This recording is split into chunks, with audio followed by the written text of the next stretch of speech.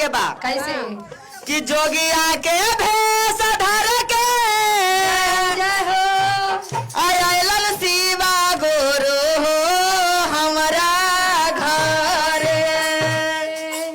जोगिया के भेष धर के आयल शिवा गुरु हो हमारा घर कि हमारा घर झुमके उनका कोई ना पहचान हो हमारा घर उनका कोई ना पहचान हो हमारा घर उनका कोई ना पहचान हो हमारा घर आजे जोगे आके सदर के आइलन सेवा गुरु हमारा घर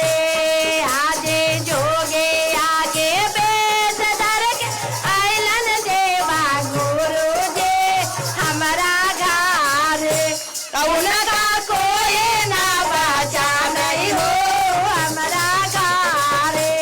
उनका कोई ना पहचान हो हमारा घर कैसे ऐसे कहे के बा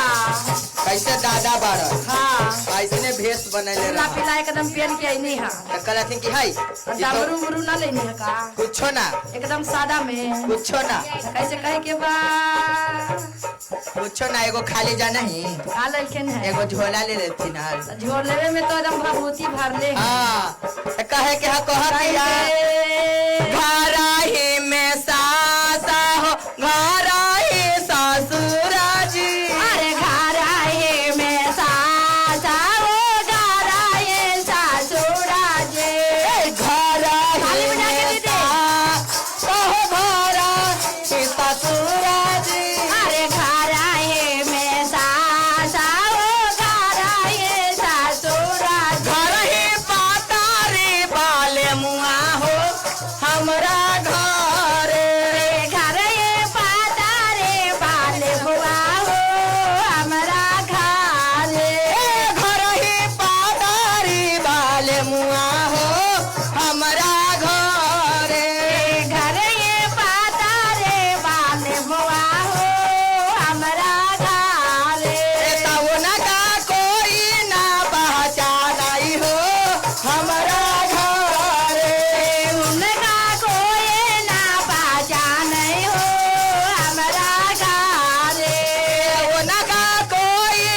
ना पहचान हो हमरा घर उनका कोई ना पहचान हो हमारा घर कहे के हाँ कैसे कहे के बा जब द्वार पर भीड़ लगल रहे एकदम की भोला बाबा नहीं हाँ तो सब कोई ना पहचान हो कि कहाँ के शिष्या बहन रही जे पहचान गई वही तो के हमार बाबा गुरु हथिन। बार हाँ हमार गुरु बार हाँ तो कहे के हाँ दिन चर्चा में रहिए तो उनका तो दर्शन जरूर दी है अब दिन रात महादेव के देखो तनी तो ना पहचान एकदम सच्चा कहे के हाँ उनका तो सपना ही करे कि आपने माहौली असली कलल सावा शिष्या हो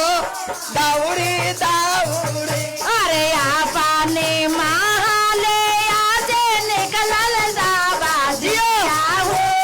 दौड़े दौड़े भोला के चरनिया लटपा चाहेला ना हो दौड़ी दौड़ी भोला के चरण या लट पाटैलन हो दौड़े दौड़े भोला के चरनिया लटपा चाहेला ना हो दौड़ी दौड़ी भोला के